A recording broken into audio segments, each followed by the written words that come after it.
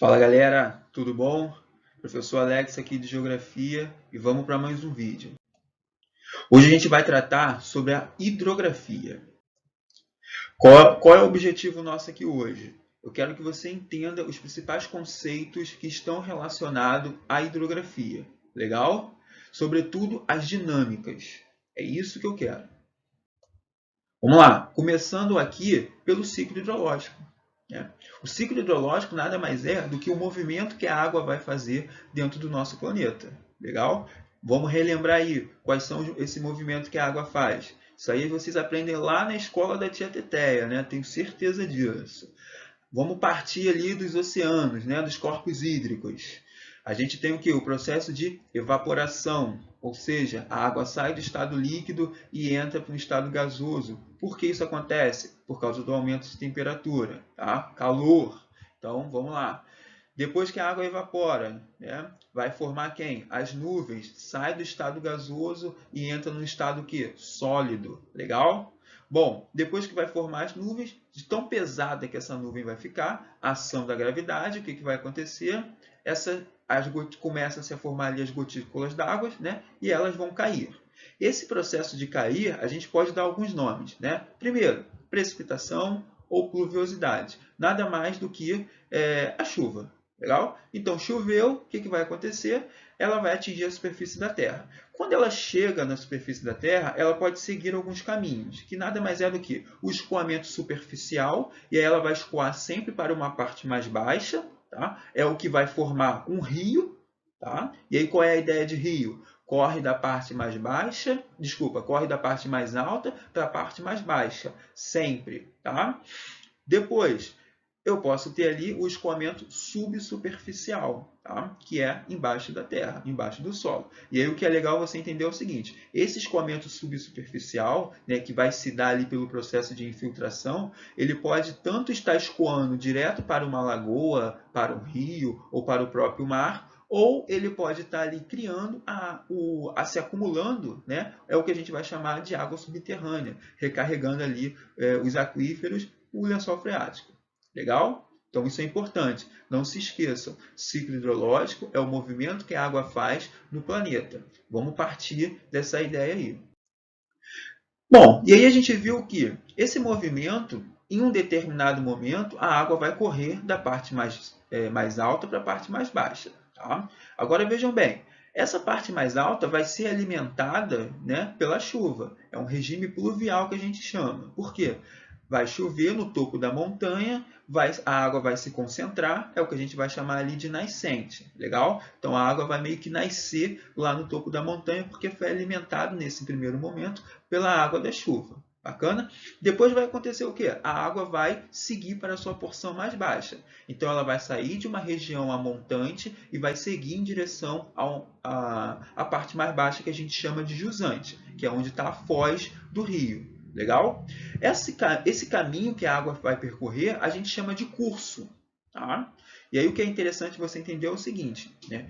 Esse compartimento do rio, né, de alto e baixo, a gente pode tirar algumas conclusões. Primeiro, existe uma vazão de água. Né?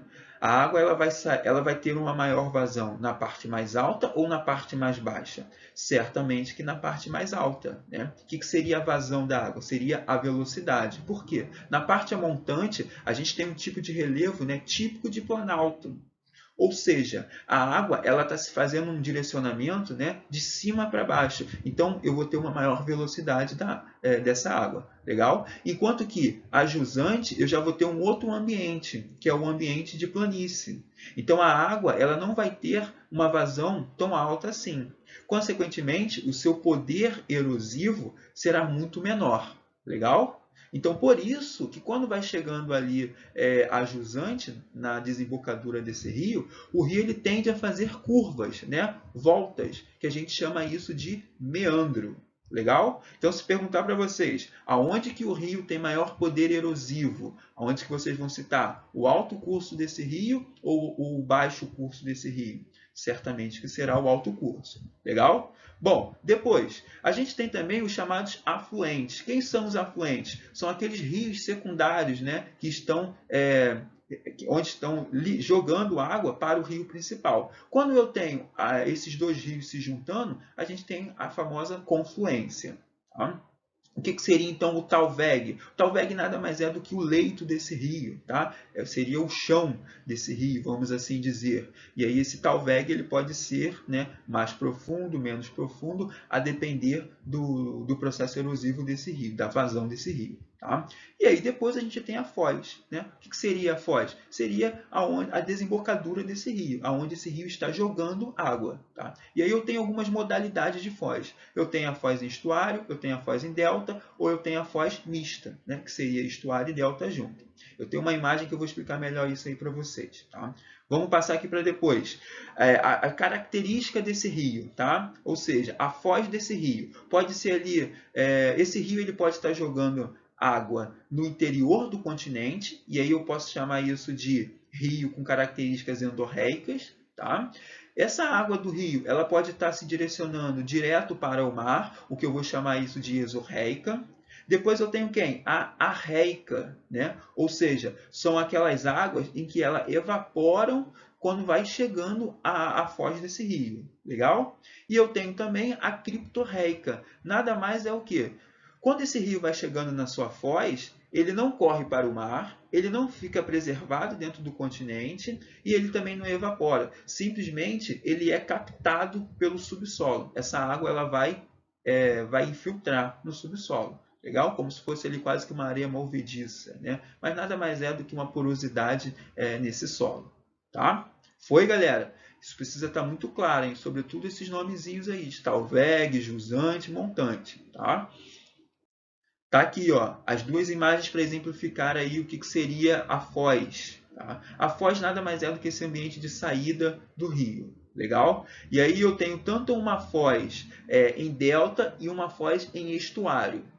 Quando eu falo de uma foz em estuário, eu estou falando exatamente daquele rio que corre direto para o mar.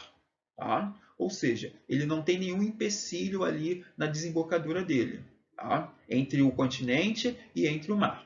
Quando eu falo de uma foz em delta, eu estou falando de um acúmulo de sedimentos exatamente na desembocadura desse rio. Ou seja, né, é como se fosse um banco de areia. Tá? E aí o que o leito desse rio vai fazer? Né? Ele vai tentar escavar esse banco de areia e ele também vai desviar. Então eu crio, né, canais adjacentes ao canal principal desse rio. E aí é delta por quê? Porque ele se assemelha exatamente a um triângulo. Tá? Então vamos lá. Foz do tipo estuário é quando a água corre direto. Foz do tipo em delta é quando eu encontro esse acúmulo de sedimento e aí o rio não tem um poder erosivo para poder levar isso embora. Ele vai ser obrigado ao quê? A tentar erodir e a desviar. Então eu crio diversos canais aí em torno do canal principal. Foi? Vamos lá, hein? Qualquer dúvida vocês postem aí para mim. Outra característica do rio, né, se refere ali ao tipo de regime de alimentação desse rio. Ele pode ser tanto, ele pode possuir uma alimentação pluvial. O que seria uma alimentação pluvial? Feita pela água da chuva. Tá? Uma alimentação nival, que seria pelo derretimento das geleiras, ou seja, você tem aí um exemplo, o rio Amazonas ele tem uma alimentação nival, né? A partir do derretimento do gelo ali das Cordilheiras dos Andes. Tá? Ou ele pode ter um pluvional, que seria aí os dois tipos de alimentação, pluvial e o nival. Bom, outra característica se refere ao relevo, né? E aí a gente já falou um pouquinho naquela primeira figura lá. Eu tenho o quê? Os chamados rios de planalto e rios de planície. O que é interessante que você vai ver na nossa próxima videoaula é o potencial que esse rio tem para a geração de energia em rios de planalto ou potencial para navegação em rios de planície. Tá? Quando eu falo que esse rio é de planalto, eu quero dizer que esse rio ele tem uma característica de possuir uma maior vazão. Tá? Ou seja, a água corre com mais velocidade, porque está vindo de cima para baixo. Legal? E isso, em geral, está no alto curso desse rio, no alto compartimento, a montante. Já a planície, a jusante desse rio, tem um grande potencial para navegação, porque a vazão desse rio ela é menor. Tá? Consequentemente, terá condições ali de você ter uma maior navegabilidade. Tá bom? Bom, outra característica se refere aos tipos desse rio, né, associado às condições climáticas. Então, a gente tem aí a classificação dos rios perenes, ou seja, são aqueles rios que possuem água, eles têm uma perenidade. Tá? Os rios intermitentes, que são aqueles rios também chamados de temporários, né? Ou seja, eles têm um período para acontecer. Durante o período de chuva, esse rio aparece. Durante o período de seca, esse rio some. E aí toma cuidado com uma coisa, porque na prova não vai cair para você assim, rios temporários, porque aí você já consegue associar a um período, né? Na prova vai cair rios intermitentes. Olha como o nomezinho técnico aí é fundamental para você matar uma charada dentro da sua prova. Tá? E depois a gente tem os rios efêmeros. Né? Os rios efêmeros eles acontecem no período de chuva. Tá? Ou seja, choveu, a água vai sendo escoada, formei um rio. Acabou a chuva, acabou esse rio. Tá? Cuidado para não confundir efêmeros com intermitentes. Tá? Intermitentes, eles têm um período, um tempo, uma temporalidade para acontecer. E aí geralmente associa-se ao período de chuva, de cheia. Tá? Você tem uma sazonalidade. Já os efêmeros não. Eles podem ocorrer num curto tempo, espaço. Ou seja, ao longo do dia choveu um volume alto, né, elevado de precipitação, formei um rio ali, acabou a chuva, escoou toda a água. Acabou esse rio. Legal? Bom, galera, finalizamos por aqui. Aguardem a segunda parte. Qualquer dúvida vocês postem aí. Um beijo!